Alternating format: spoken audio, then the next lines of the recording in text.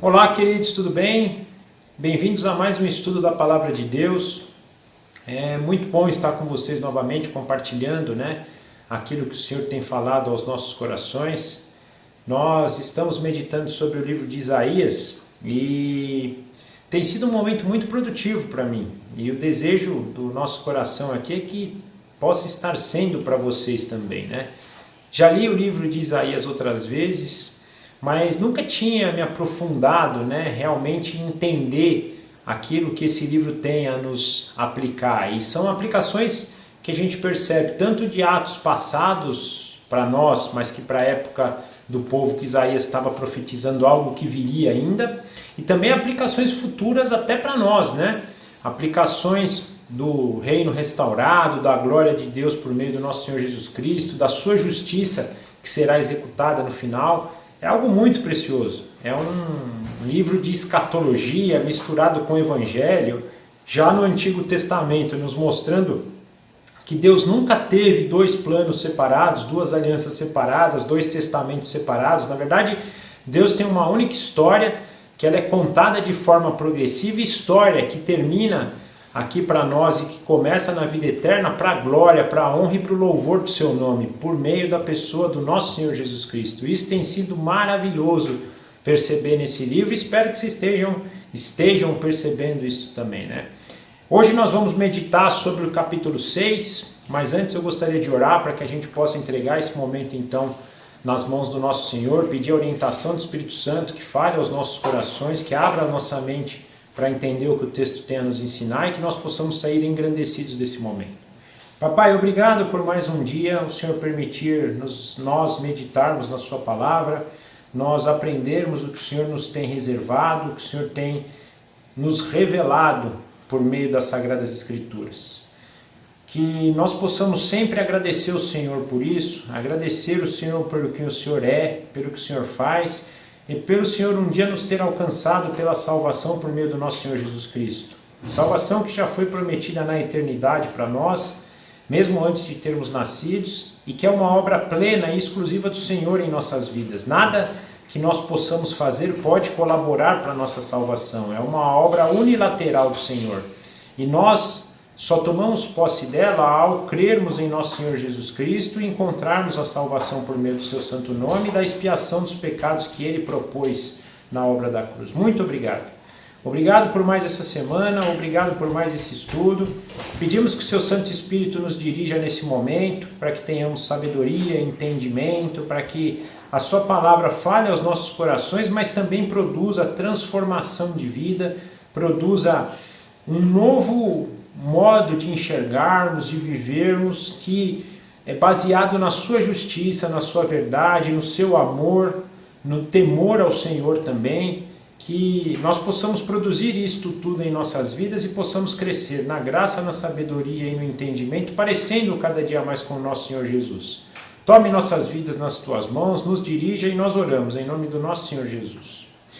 Então, queridos, nós vamos então meditar hoje sobre o capítulo 6. Ele é um capítulo relativamente curto, Então eu pretendo fazer uma leitura única desse capítulo, são 13 versículos, e depois a gente vai passando um por um para entender aí o que cada versículo nos apresenta. Então, Isaías capítulo 6, versículo 1.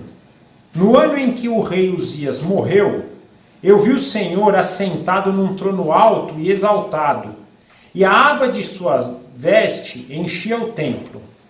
Acima dele estavam serafins.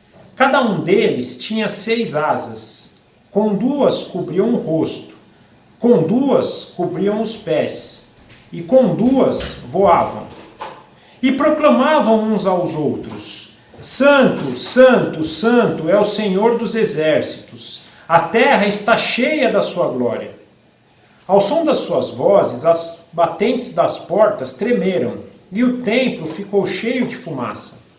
Então eu gritei: ai de mim, estou perdido, pois sou um homem de lábios impuros, e vivo no meio de um povo de lábios impuros. Os meus olhos viram o Rei, o Senhor dos exércitos. Logo, um dos serafins voou até mim, trazendo uma brasa viva, que havia tirado do altar com uma tenaz. Com ela tocou a minha boca e disse: veja, isto tocou os seus lábios. Por isso a sua culpa será removida e o seu pecado será perdoado. Então ouvi a voz do Senhor conclamando: quem enviarei? Quem irá por nós? E eu respondi: eis-me aqui, envia-me. Ele disse: vá e diga a esse povo: estejam sempre ouvindo, mas nunca entendam. Estejam sempre vendo e jamais percebam. E torne insensível o coração deste povo. Torne surdo os seus ouvidos. E feche os seus olhos. Que eles não vejam com os olhos, não ouçam com os ouvidos e não entendam com o coração, para que não se convertam e sejam curados. Então eu perguntei: até quando, Senhor? E ele respondeu: até que as cidades estejam em ruínas e sem habitantes, até que as casas fiquem abandonadas e os campos estejam totalmente devastados, até que o Senhor tenha enviado todos para longe e a terra esteja totalmente desolada. E aí até que 1/10 fique no país. E esses também serão destruídos. Mas assim como o terebinto e o carvalho deixam o tronco quando são derrubados, assim a santa semente será o seu tronco. Então até aqui a palavra de Deus, capítulo 6 do livro de Isaías.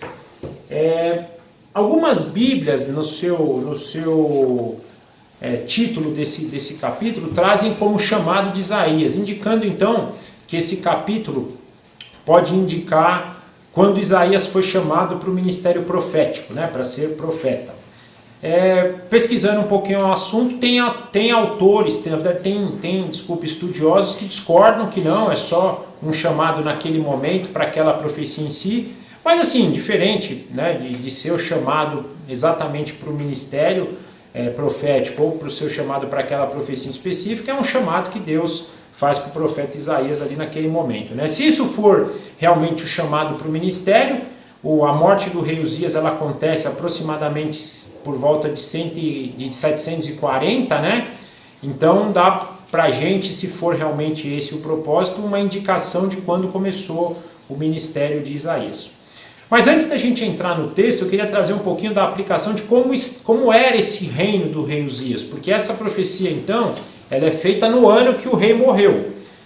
Esse rei, né, ele é o rei Uzias, que também é conhecido como rei Azarias. Se a gente olhar para o livro de 2 Crônicas, principalmente o capítulo 26 que fala de Uzias, nós vamos encontrar o nome Uzias. E se a gente olhar para o segundo livro de Reis, capítulo 15, que fala sobre ele, a gente vê o nome Azarias, ou seja, Uzias ou Azarias são bem parecidos. Provavelmente isso, mais uma vez lembrando, porque na época, mas na linguagem hebraica a gente não tem as vogais. Então, às vezes, essas traduções podem divergir um pouquinho dependendo da vogal que se aplica, né?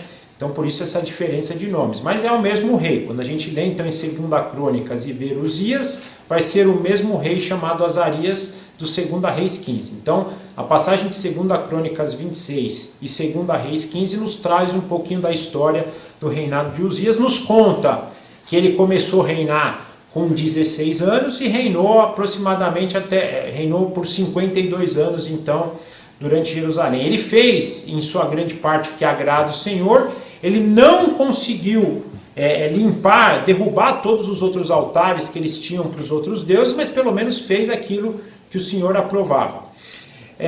Ele teve muitas conquistas, né? Ele derrotou os filisteus em guerras, ele conseguiu trazer os amonitas para pagar imposto, para estar submissos a eles, né? Ele avançou um pouquinho, ele tornou muito, muito poderoso e o seu nome era reconhecido então por todos os povos até a fronteira do Egito. Ele se envolveu muito com construções, com agricultura, ele tinha um exército muito forte, muito reconhecido na sua época. Ele tinha um arsenal de guerra, né, muito preparado, muitos carros de guerra. Então era um rei de uma certa proeminência, um rei que a nível popular era alguém que tinha aí grandes obras, que tinha então um nome forte, né, uma pessoa que as pessoas olhavam e depositavam a sua esperança. Porém, em determinado momento do seu reinado, ele se ensoberbece, né, e na sua arrogância, então ele decide entrar no templo, queimar incenso ele próprio, né? Afrontando a lei de Deus, que não permitia que as pessoas comuns fizessem isso deveria ser feito pelos sacerdotes, e mesmo advertido por sacerdotes, e aqui fala o texto lá de segunda Crônicas, fala algo interessante, que ele foi advertido por Azarias também, que tinha o mesmo nome que era o sumo sacerdote, e por outros 80 sacerdotes. Mesmo assim ele continua, né, ele desobedece a essa ordem, e por isso o Senhor, por ele ter desonrado então o Senhor, não cumprido a lei, ele é cometido por lepra. E os últimos 10 anos da sua vida, então, ele vive isolado com lepra. O seu filho Jotão, ele reina como um regente com ele por esses 10 anos, então ele vai governando junto com o seu filho aí nos últimos 10 anos da sua vida. Mas era alguém que eu entendo, então, que o povo tinha com estima por esses grandes feitos que ele teve, principalmente a nível militar, a nível de construção, era alguém que fez grandes coisas, fez grandes obras. E o Senhor, de certo modo, aprovou aí o início do reinado dele durante um bom tempo, até que ele fizesse essa afronta aí à lei de Deus, queimando incenso no templo, e acometido por lepra, que inclusive eu entendo que por ter aí vivido mais 10 anos, o Senhor disciplinou ele, mas também não tirou a vida dele logo que ele fez isso, né? Mas disciplinou ele com a lepra até para trazer ele, colocar ele no lugar dele e trazer ele um pouco para a realidade, que tudo que ele tinha feito, todas as conquistas que ele tinha obtido, o nome engrandecido, vinha pelo Senhor e não por ele em si, né? Foi o Senhor que deu tudo isso para ele. E aí nós vemos então, no início dessa passagem, Isaías trazendo um contexto então de uma visão de vendo Deus no seu santo templo, e nós vamos discorrer sobre isso, né? E eu penso que essa visão, ela tem um propósito de trazer o povo para a realidade, que provavelmente o povo devia estar carregando naquele momento no coração um sentimento aí de precaução, um sentimento de dúvida sobre o futuro pela morte do rei, né? Pô, o rei morreu, o que vai ser daqui para frente, né? Então Isaías, na verdade, tem uma visão para mostrar para eles, para trazer eles para a realidade e mostrar, gente, o verdadeiro rei de vocês não é o rei que está sentado sobre o trono de Jerusalém.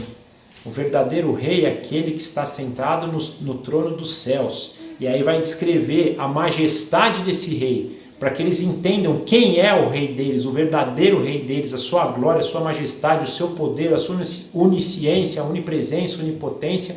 Então, para trazer o povo para essa realidade. Então, nós percebemos já no versículo 1 do capítulo 6, né, a visão de Isaías no templo, né, do Senhor, não no templo de Jerusalém, pense então no templo celestial. E aí ele fala, né, do seu alto e sublime trono, já no versículo 1, né, mostrando então, por esse termo, né, alto e sublime trono, o quanto a supremacia de Deus, o quanto o poder de Deus, o quanto a glória de Deus, o quanto a sua autoridade são absolutos e são supremos, são enormes, mostrando, olha, ninguém na terra chega a essa sublimidade, ninguém na terra pode com esse Deus. Então vocês são sustentados por este rei, por este Deus, que é sublime, que é supremo, que é absoluto. Não tem outro que pode diante dele, né? Então todos aí na terra, inclusive o rei que está sobre vocês aí, de forma terrena, é um Deus que está sobre o reinado desse rei. E mostra até pelo termo, né? As suas vestes enchiam o templo, essa presença de Deus aqui, né? Deus está em todos os lugares. Inclusive ele vai falar no versículo 4, né, que quando ele fala o termo, as portas tremeram e a fumaça do templo encheu, a sua glória abala e enche todos os lugares, exatamente mostrando isso, né, que a glória de Deus, ela enche em todos os lugares. Aqui, depois eu vou explicar no versículo 4, tem uma aplicação da glória manifesta dele na terra, que é outra coisa, mas Deus de qualquer maneira está reinando sobre tudo e sobre todos, inclusive os povos inimigos, não só ao rei que morreu, ao rei que estava por vir, ao povo de Israel, mas tudo está sob o comando de Deus, nada foge do seu comando em nenhum instante da história. Durante toda a existência humana, lá no Jardim do Éden, até o último homem, nada foge do comando divino. Tudo está sobre o seu comando. E aí a gente começa no versículo 2, ver algo maravilhoso, a imagem de 4 serafins. Os serafins eram, então, aqueles anjos de posição mais alta, né? Se a gente pudesse fazer uma aplicação prática, por exemplo, né, no exército, talvez fosse o marechal, né? Alguém que tinha era um grau de alto escalão. E aí a gente percebe algo maravilhoso, né? Porque esses 4 serafins, então aqui, eles tinham 2 asas que cobriam o rosto, 2 asas que cobriam os pés e 2 asas que voavam.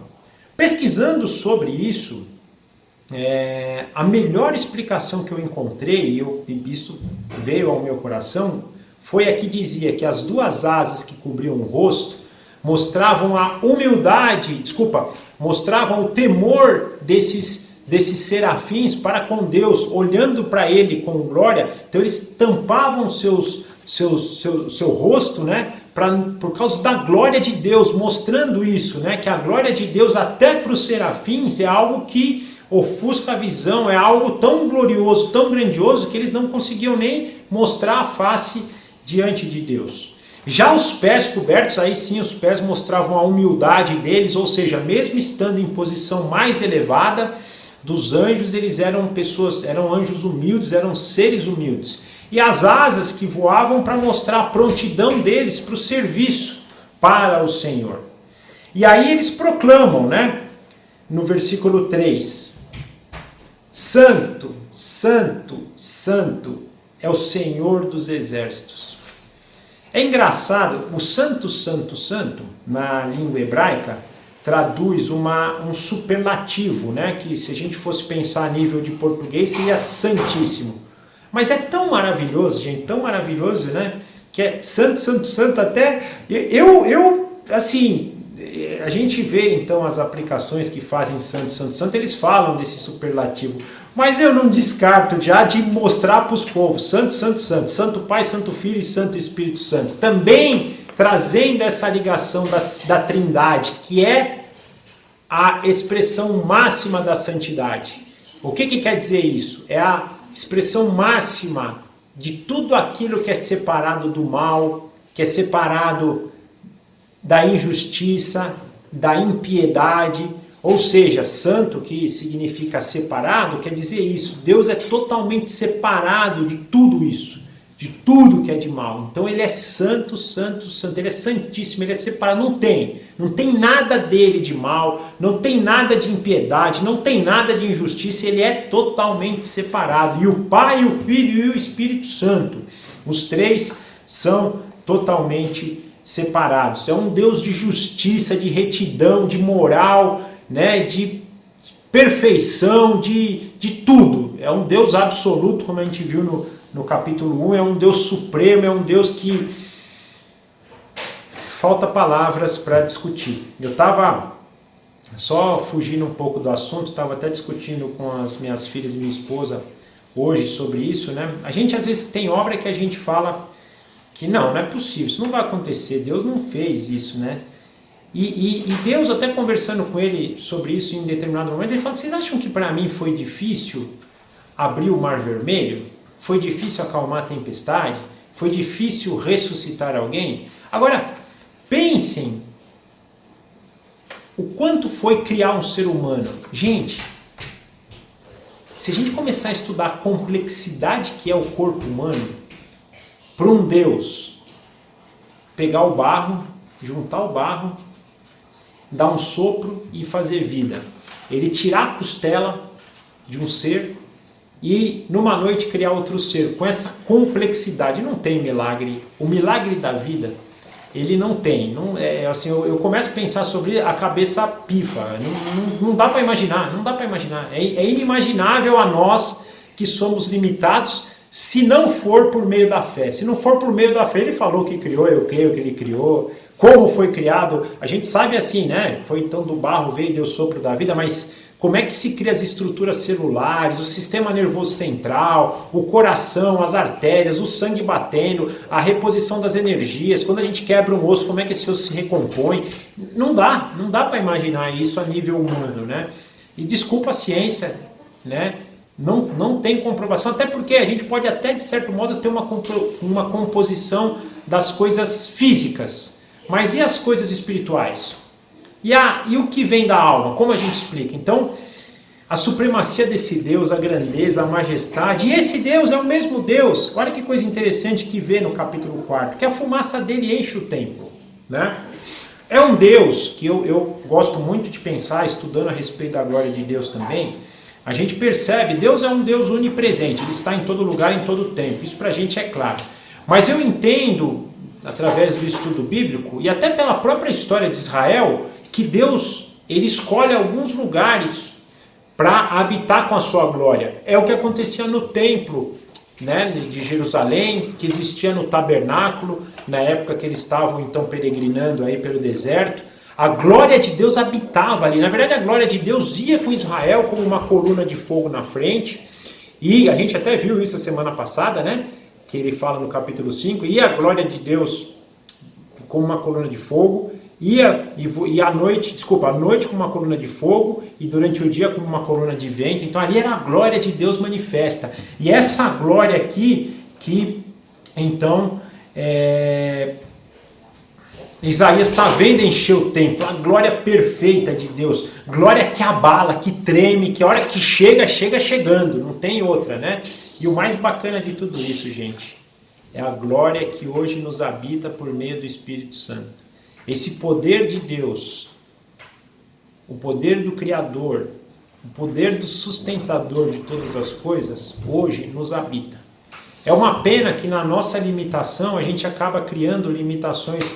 E não é limitações porque Deus não podia tirar a nossa limitação. E Ele pode, acho que em dados momentos na vida Ele tira. Por exemplo, quando alguém ressuscitou, né? Então quando Paulo ressuscitou lá, quando Paulo ressuscitou aquele rapaz que caiu lá, né? Esqueci a cidade que era, mas quando ele caiu no terceiro andar, quando Eliseu ressuscitou lá, o filho da viúva, o próprio Senhor Jesus, como homem, né? Era o poder de Deus fazendo isso. Então Deus às vezes vai tirar limitações de certos homens, de Jesus não, mas de Paulo e de Eliseu, por exemplo. Ele tirou a limitação e permitiu. Quando Pedro também, né, ressuscitou, quando ele curou os enfermos, fez paralítico andar, Paulo também, é isso. É a glória de Deus revelando ali. A glória é o poder dele que habita em todos nós hoje, né? Todos nós que somos escolhidos. Mas que Ele também está trabalhando isso, e na verdade Deus poderia até, por exemplo, na minha limitação hoje, tirar a minha limitação e fazer que eu fizesse grandes obras, mas aí precisa entender o propósito, precisa saber se o meu coração está preparado para isso, e aí um propósito de Deus é muito maior do que o nosso, então Deus está trabalhando conforme o seu propósito. Conforme o seu propósito, Ele vai trabalhando a glória dele dentro de cada um, mas é uma glória que enche, que capacita, que empodera, é uma glória que não é disponível ao homem natural, é disponível somente para aqueles que Deus habita por meio da plenitude do Espírito Santo e vai capacitando então para as suas obras, né? Então, esse primeiro trecho aqui, né, dessa visão de Isaías aqui nos traz essa aplicação, né, para o povo de Israel na época e para a gente também. Então, para o povo de Israel, olha, vocês perderam o rei, eu estou entendendo que vocês podem estar temendo por isso, pelo futuro de vocês, pode estar algum ponto aí que vocês estejam preocupados, mas não se preocupem, porque esse Deus que eu acabo de descrever para vocês é o verdadeiro rei de vocês. Confiem nisso. E uma aplicação importantíssima para a gente, que esse mesmo rei e esse mesmo Deus de Israel é o nosso rei e o nosso Deus. Então, nós devemos tomar cuidado aonde depositamos a nossa esperança, porque nenhum político, nenhuma autoridade, nenhum poder policial, poder judicial, nada, nenhum exército desse mundo pode diante de Deus. Nenhum exército desse mundo, nenhuma arma química, né? Nenhuma arma nuclear pode diante de Deus. As coisas estão sob o seu controle e nada vai fugir do seu controle. Então nós devemos confiar nisso. Pode ser que nós passemos por dificuldades, pode ser que nós tenhamos aí que nos adaptar a um novo estilo de vida, mas Deus não desampara seus filhos. Teremos o que comer e teremos o que vestir. Pode ter certeza disso. Não porque eu estou falando, mas porque está escrito na palavra de Deus. E o que Deus disse acontece. Então nós devemos ter essa tranquilidade, essa certeza. Mesmo que venham preocupações, isso faz parte, é natural. Falar é fácil. Eu vivo preocupado. Várias vezes eu caio nesse problema. Puxa, o que vai acontecer? O que vai ser daqui o ano que vem, o outro ano? Isso é natural. Mas o que Deus está nos chamando é que quando isso vier ao nosso coração, a gente possa correr para Ele. E não correr e se desesperar, correr para o mundo, tentar achar, né, alguma outra forma. A nossa forma vem de entregar isso para Deus e entender o que Ele espera de nós. Esse mesmo rei que era quem reinava Israel é o rei que nos reina hoje. E nós temos que... E eu falo isso, é o rei que reina hoje porque era Jesus também, tá? Nós vamos ver que isso tudo, toda essa glória se aplica ao Filho. Porque às vezes a gente divide também, entendendo, mas essa glória de Israel era do Deus que a gente olha como se fosse o Pai. Mas já era o Filho também, então é o mesmo rei. O mesmo rei que reinava sobre eles é o rei que reina sobre nós e também nos garantirá todas essas coisas. Isso é muito importante.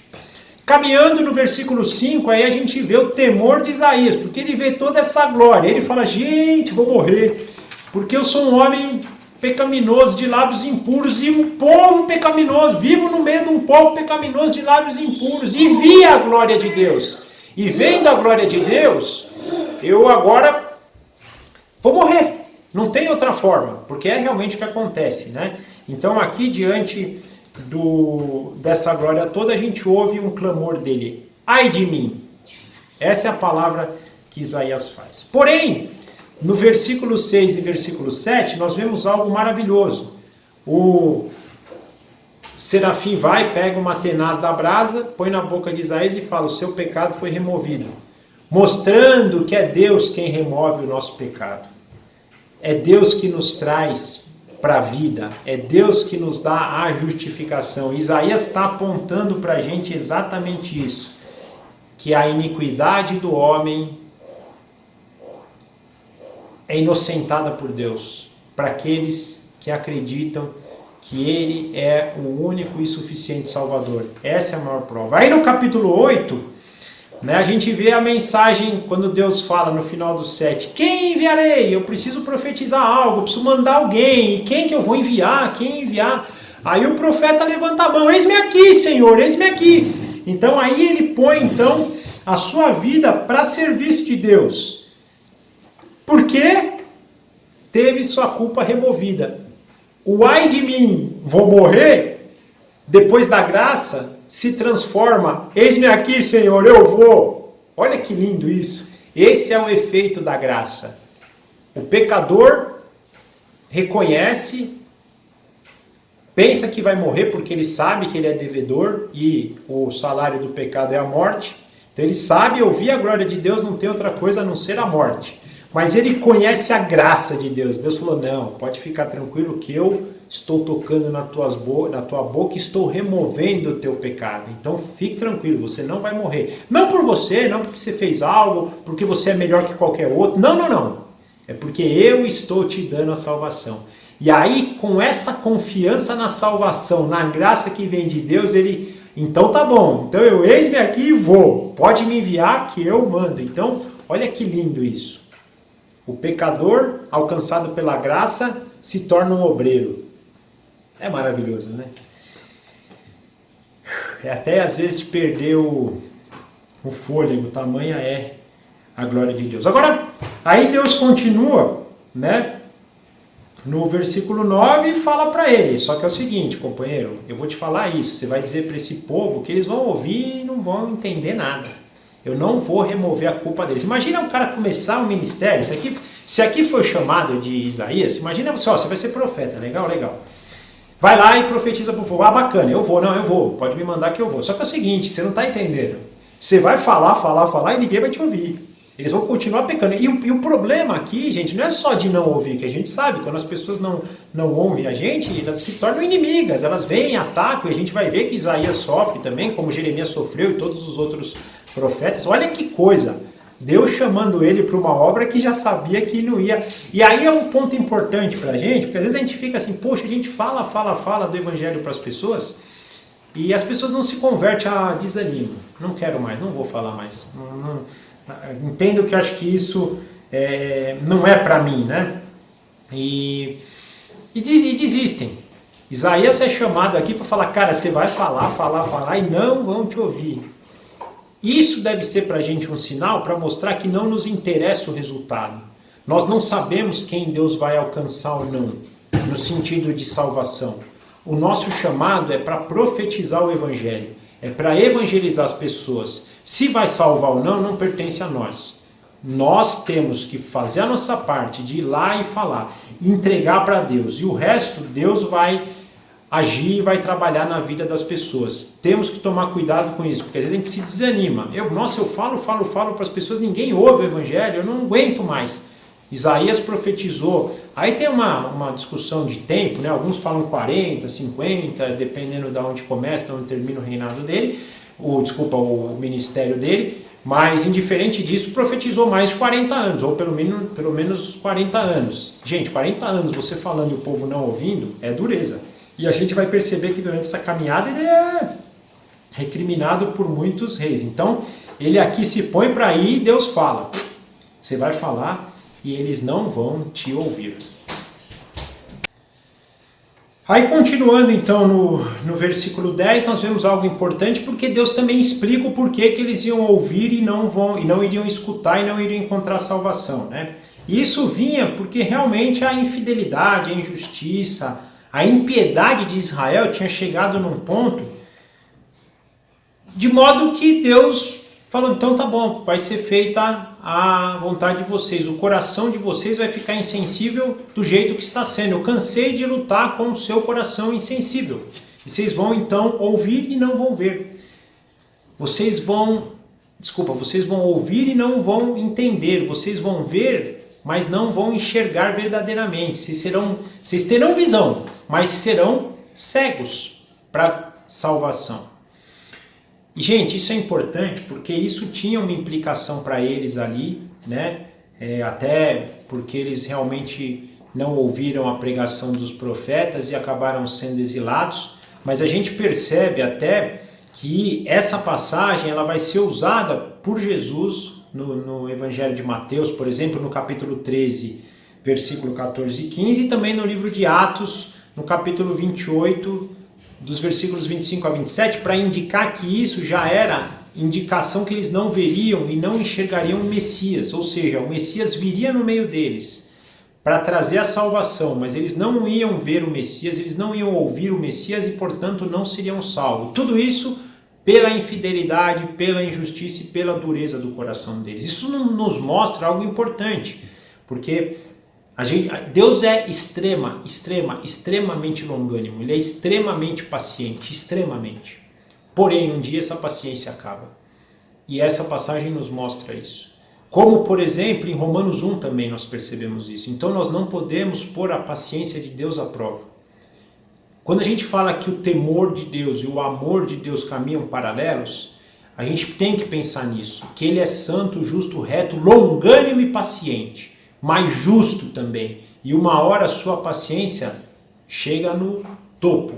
E quando a paciência dele chega no topo, acontece o que está acontecendo aqui. E aí já não há mais salvação. Isso é algo muito importante. A gente deve temer isso. Porque a gente às vezes deixa, não, amanhã eu vejo, amanhã eu faço, amanhã eu prego, amanhã eu tomo parte da salvação. Eu quero curtir um pouco mais a vida, depois quem sabe ano que vem, talvez eu receba a Cristo aí como meu Senhor. Talvez seja tarde.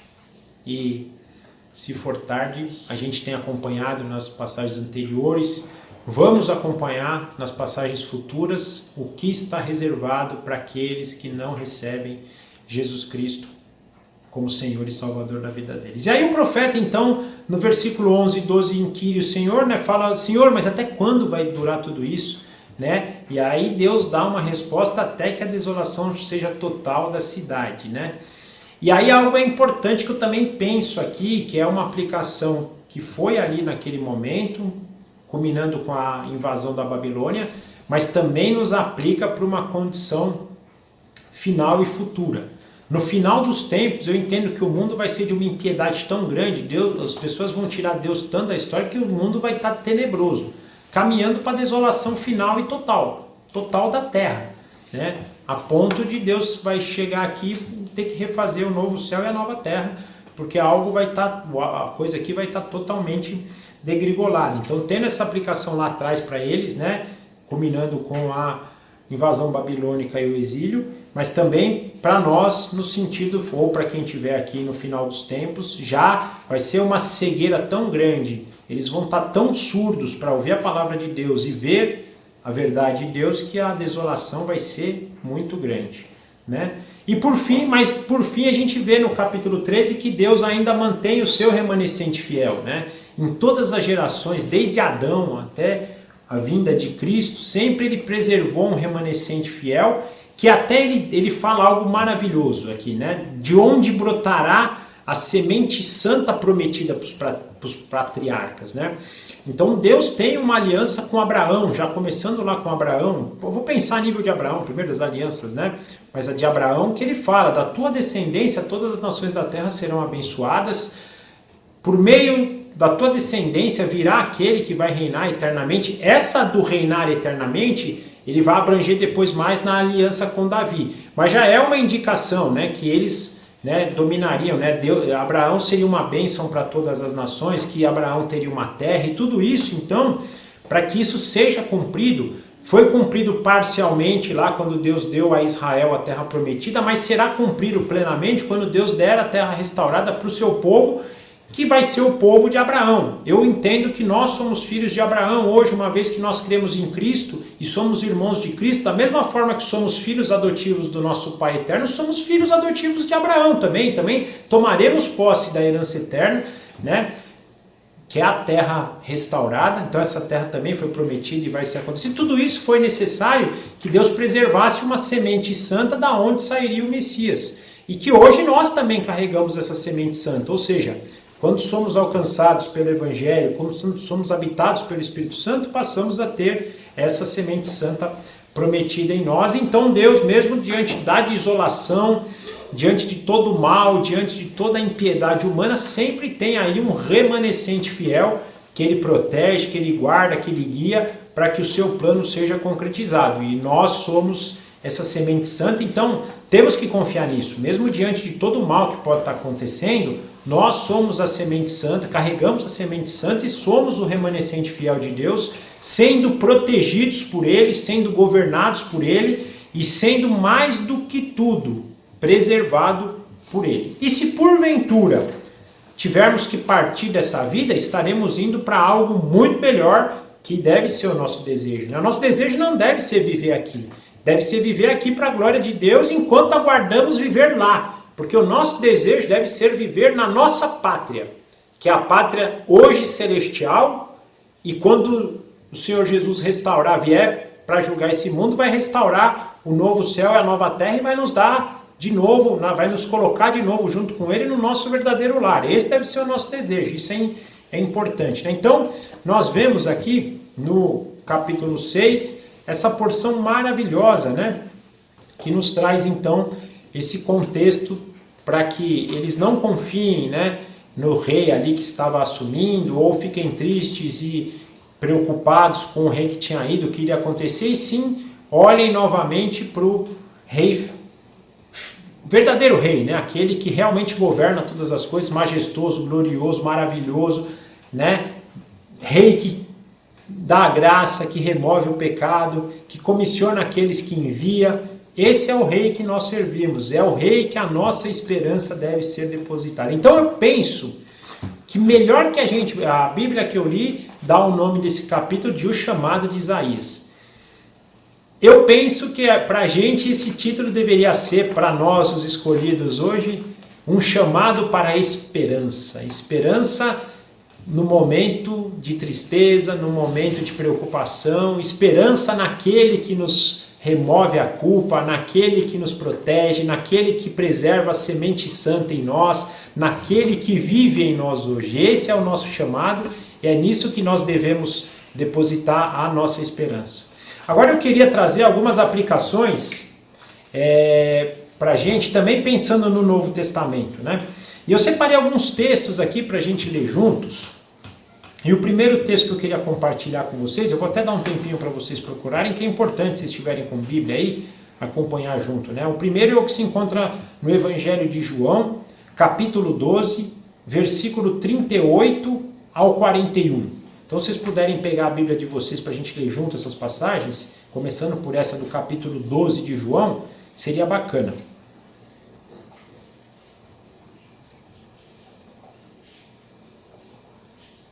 Então é Evangelho de João, capítulo 12, nós vamos ler dos versículos 38 a 41.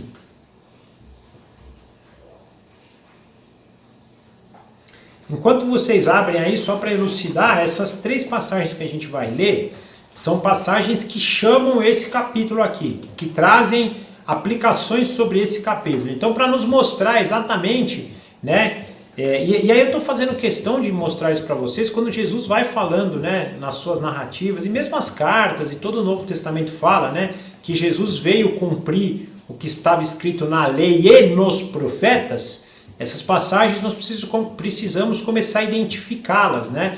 Então, o que está escrito no Novo Testamento apontando então para essas passagens, aqui nesse caso apontando para o profeta Isaías no capítulo 6. Então, João 12, versículo 38 a 41 nos diz assim: Isso aconteceu para se cumprir a palavra do profeta Isaías, que disse: Senhor, quem creu em nossa pregação?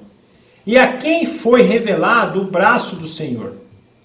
Por esta razão, eles não podiam crer, porque, como disse Isaías num outro lugar, cegou seus olhos e endureceu seus corações, para que não vejam com os olhos, nem entendam com o coração, nem se convertam, e eu os cure.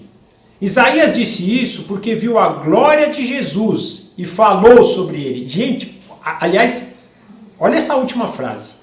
Isaías disse isso porque viu a glória de Jesus e falou sobre ele. Ou seja, dos versículos 1 a 4, aquele que está sentado no trono é Jesus Cristo, conforme palavras do Evangelho de João, capítulo 12, versículo 41.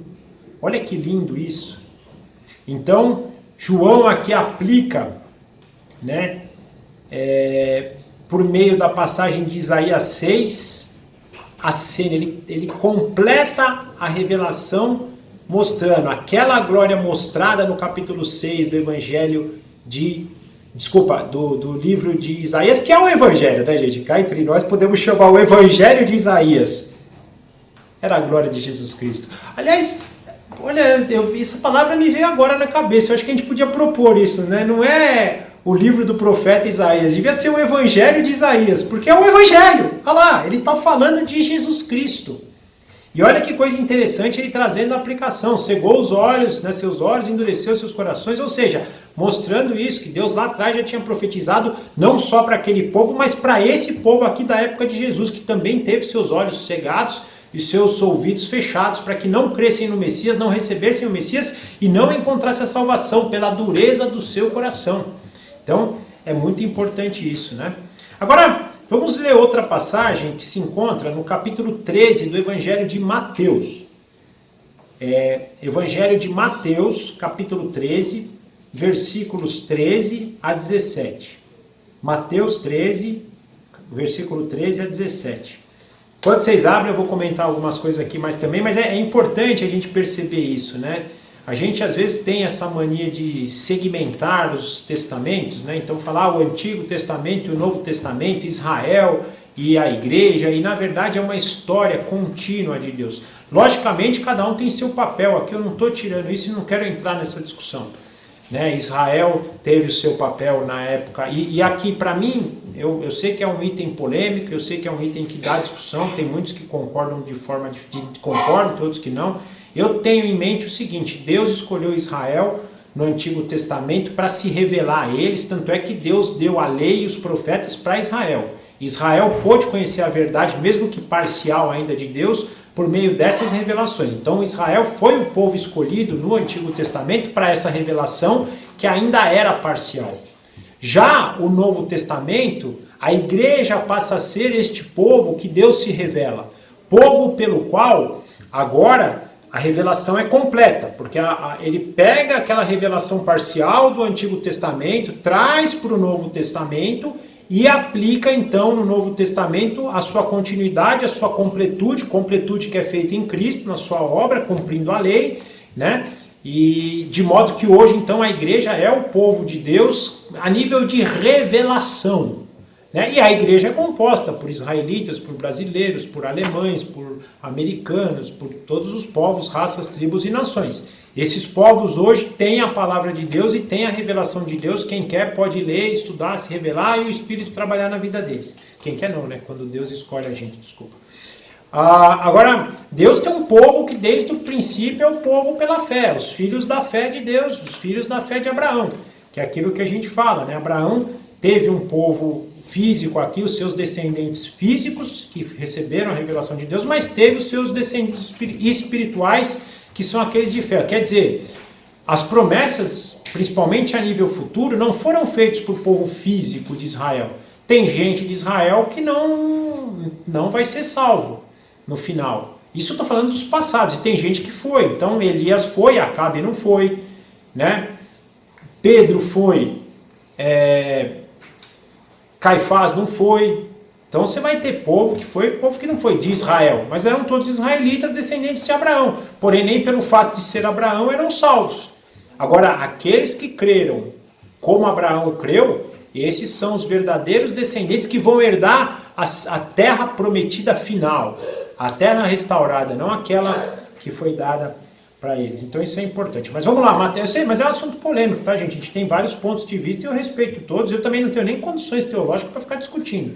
Eu estou falando o que melhor se enquadra hoje pelo que eu conheço de teologia, mas de novo a gente vê grandes pastores defendendo outro ponto de vista e defendendo esse também. Então, assim, é só um ponto de vista, mas longe de querer falar que é verdade mesmo, é o que eu hoje entendo ser a verdade, né? Mas Mateus 13, do versículo 13 ao 17, nos diz assim: por essa razão eu lhes falo por parábolas, porque vendo eles não veem, e ouvindo não ouvem, nem entendem. Neles se cumpre a profecia de Isaías: ainda que estejam sempre ouvindo, vocês nunca entenderão. Ainda que estejam sempre vendo, jamais perceberão. Pois o coração deste povo se tornou insensível, de má vontade ouviram com os seus ouvidos e fecharam os seus olhos. Se assim não fosse, poderiam ver com os olhos, ouvir com os ouvidos, entender com o coração e converter-se, e eu os curaria. Mas felizes são os olhos de vocês, porque veem, e os ouvidos de vocês, porque ouvem. Pois eu lhes digo a verdade, muitos profetas e justos desejaram ver o que vocês estão vendo, mas não viram, e ouvir o que vocês estão ouvindo, mas não ouviram. Engraçado que Jesus, depois disso, faz algumas aplicações de parábolas do reino, né? Nos mostrando já então que a profecia também aponta para o reino final, né? Aqui lembra que a primeira parte do capítulo 6 nos traz essa condição de Isaías vendo o trono de Deus, o seu reino, o seu reinado eterno, né? Então, Mateus aqui nos mostra Jesus falando isso para eles, né? E olha que coisa interessante, neles se cumpre a profecia de Isaías, ou seja, apontando que aquela profecia do versículo 6 também se aplicava para aquele povo da época de Jesus, também se aplicou para aquele povo de Israel na época e também se aplica para muitos hoje. E eu digo isso, por exemplo, olhando para o capítulo 1 de Romanos, né? Então isso se aplica. Tem gente que vai ouvir falar de Deus e vai ter seus olhos cegados para que não encontre a salvação e não sejam curados. O porquê disso, gente? Não, né?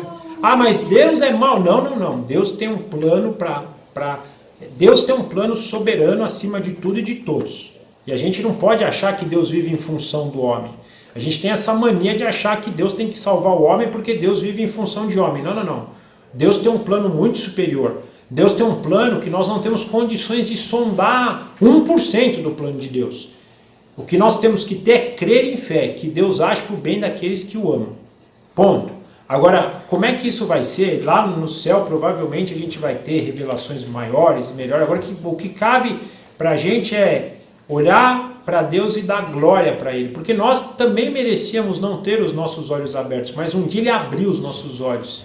Um dia Ele abriu os nossos ouvidos. E hoje nós vemos, hoje nós ouvimos a Cristo. E esse deve ser o motivo de adoração nossa, de amor, de gratidão, de louvor. Por isso que a gente precisa tomar cuidado aonde a gente põe as nossas esperanças, porque a nossa esperança não pode ter esperança melhor e maior do que essa. Não pode ter bem maior e mais precioso que isso. Vai ter gente no final do tempo que vai falar, eu quero comprar isso, e não compra. Nenhuma riqueza, nenhum dinheiro, nenhum valor dessa vida compra essa salvação, compra essa visão, compra esse ouvido que Deus nos dá. Isso deve ser um motivo nosso de gratidão, de amor. Eu estou falando isso para vocês e mais uma vez, gente, eu sofro as mesmas coisas que eu estou falando aqui. Às vezes eu fico triste, às vezes eu ponho a minha esperança nas coisas daqui, fico, a minha vida não está feliz, mas lendo isso agora com vocês, meu coração está enchendo de amor e de esperança. Isso deve ser o nosso motivo de alegria. Senhor, obrigado. Não sei o que vai acontecer amanhã, não sei. Mas lendo essa leitura hoje, meu coração está feliz. Isso é muito bom. Agora vamos ler uma última passagem no livro de Atos, capítulo 28, dos versículos 25 a 28. Atos dos Apóstolos, capítulo 28, versículo 25 a 28. Mas enquanto vocês abrem aí também fazendo mais alguns comentários, isso é importante a gente ter em mente, né? A gente tem essa somos reclamões por natureza, né? E devemos pedir perdão por isso. E creio que essa vai ser uma luta que nós vamos travar com a reclamação por toda a nossa vida. Mas não é de encher o coração a gente ler passagens dessas. Passagens que nós hoje temos ouvidos para ver, ouvidos para ouvir e olhos para ver a Deus, mesmo sendo pecadores. Não é porque nós somos, mas por que você vê e tal pessoa não vê? Não é porque você é bonzinho, melhorzinho, ou tem algo mais do que as outras pessoas. É simplesmente porque Deus foi lá na brasa, tirou uma tenaz e colocou na tua boca e te purificou. Se essa purificação não vem por meio de Jesus Cristo, não tem jeito. E de novo, se um dia nós professamos Jesus Cristo com a nossa boca, não foi porque nós fomos melhores do que os outros, foi porque o poder de Deus por meio do Espírito Santo agiu na nossa vida e nos trouxe para a verdade. E, gente, louvado seja o nome de Deus por causa disso. É um motivo para a gente parar agora e falar, Senhor Jesus, muito obrigado. Meu Deus e Pai eterno, muito obrigado. Espírito Santo de Deus, muito obrigado. Não tem tesouro maior. Nós, indiferente das posses que temos nessa vida, somos as pessoas mais ricas desse mundo. O Bill Gates, Jeff Bezos, que é o cara da Amazon lá, as pessoas mais ricas desse mundo não têm o bem mais precioso que nós temos, que é a salvação, a habitação do Espírito Santo e a certeza da vida eterna, da vida de um mundo restaurado, reinado por aquele que hoje, assentado no trono, é cheio de glória, santo, santo, santo, todo glorioso, Senhor dos exércitos, o dono de todas as coisas, o dono de cada fio de cabelo de cada ser humano, de cada folha de vegetação aqui dessa terra, de todas as coisas. Essa é a nossa alegria, gente, nós somos trilionários, porque nenhum trilhão de dólares vai comprar esse bem, pode comprar esse bem. E nós o temos, e o temos pela graça. Louvado seja o nome do nosso Senhor. Atos dos Apóstolos, capítulo 28, versículos 25 a 28. Discordaram entre si mesmos e começaram a ir embora. Depois de Paulo ter feito esta declaração final, bem que o Espírito Santo falou aos seus antepassados por meio do profeta Isaías: vá a este povo e diga, ainda que estejam sempre ouvindo, vocês nunca entenderão. Ainda que estejam sempre vendo, jamais perceberão. Pois o coração deste povo se tornou insensível, de má vontade ouviram com os seus ouvidos e fecharam os seus olhos. Se assim não fosse, poderiam ver com os olhos, ouvir com os ouvidos, entender com o coração e perverter-se. E eu os curaria. Portanto, quero que saibam que esta salvação de Deus é enviada aos gentios, e eles ouvirão. Gente, essa passagem é no final do livro de Atos, o último capítulo, é quando Paulo se encontra com os judeus de Roma. Os judeus de Roma pedem para ter um encontro com Paulo, e aí eles começam então essa passagem, e agora Paulo está aplicando isso para os judeus, então, da época de Roma, lá no final da vida de Paulo, bem depois de Cristo aqui. Então nós vimos o Senhor Jesus aplicando para aqueles que viviam lá na época, e Paulo aplicando agora, e dizendo, e tudo. Agora, olha que coisa linda, primeiro ponto, né? Bem que o Espírito Santo falou aos seus antepassados. Ou seja, isso nos mostra a obra do Espírito Santo nos profetas. Nenhum profeta falou por si mesmo, mas falou por Deus por meio do Espírito Santo.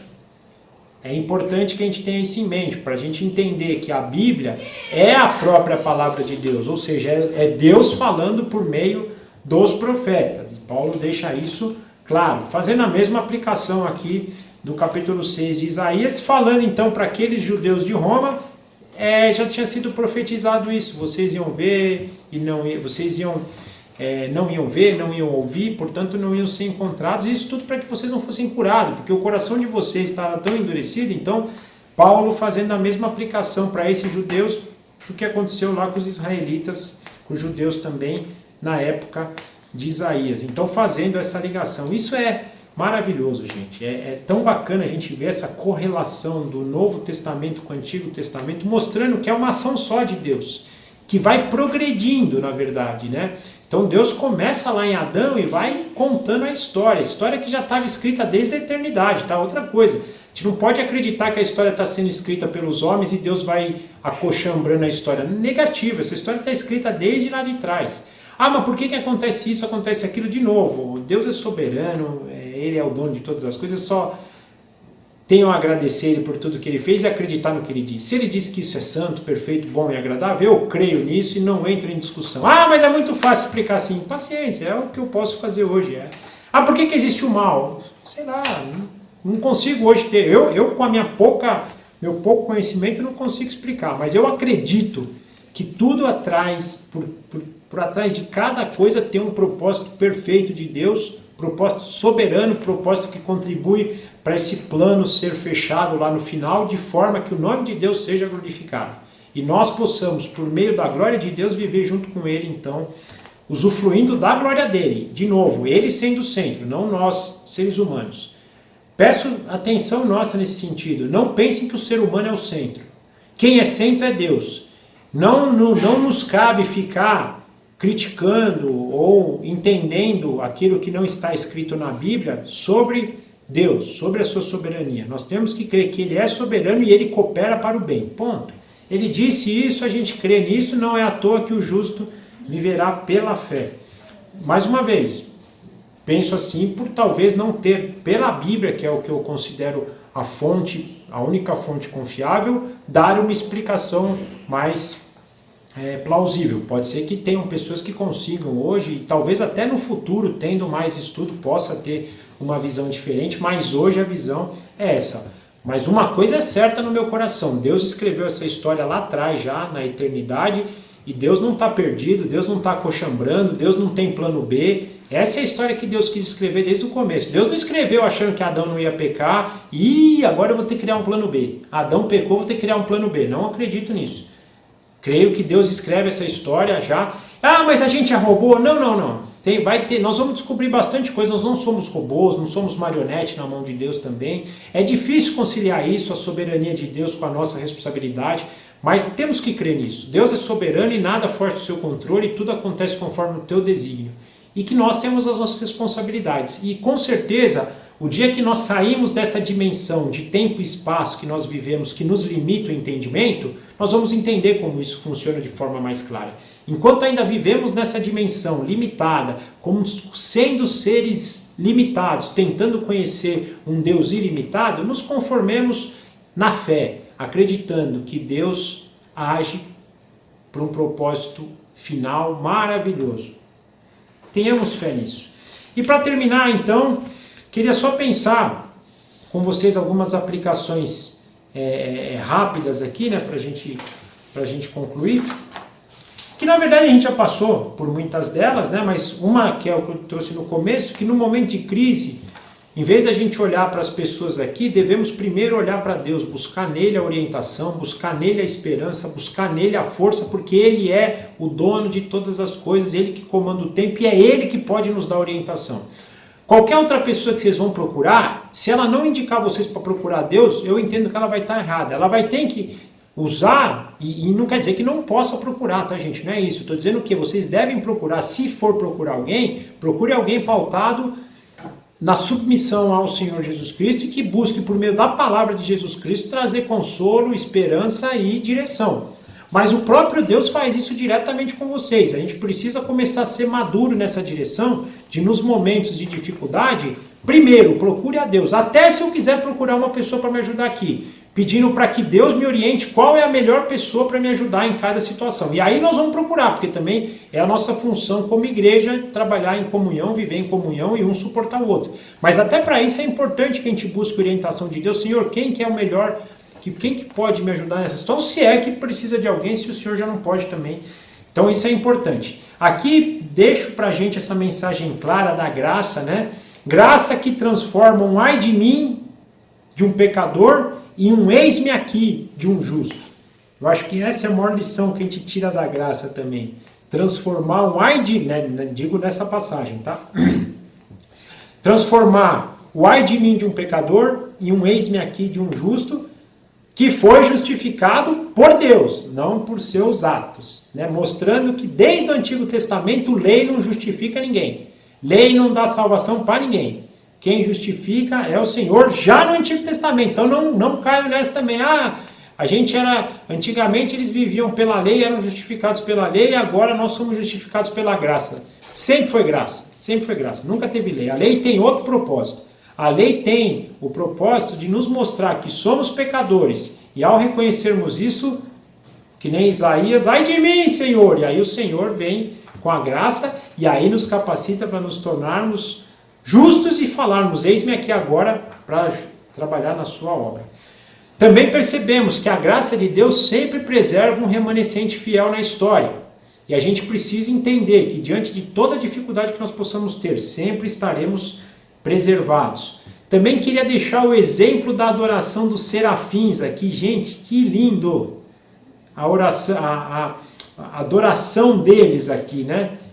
Serafins, seres mais superiores aí que podiam ter, adorando a Deus com os olhos, com a face fechada, pelas asas, perante a glória, tamanho. Isso não é por causa de Deus, é porque a glória dele ofusca tanto que você tem que tapar. É que nem a gente olhar para o sol, não consegue ficar olhando. Com os pés tampados de humildade, né, e prontos para o serviço. Eis-me aqui também. Maravilhoso, né? E que a gente possa entregar a nossa vida, então, a esse Rei, ao único Rei verdadeiro, eterno, justo, santo, santo, santo, todo-poderoso, Senhor dos exércitos e aquele que tem poder sobre tudo e sobre tudo e sobre todos. Que a gente possa viver nessa verdade, que a gente possa usufruir disso e que a graça do nosso Senhor nos alcance hoje e sempre. Queridos, foi muito bom estar aqui com vocês de novo. Finalizamos aí mais um estudo, capítulo 6, espero que vocês tenham gostado. Nós vamos orar finalizando e aí nós nos vemos a semana que vem.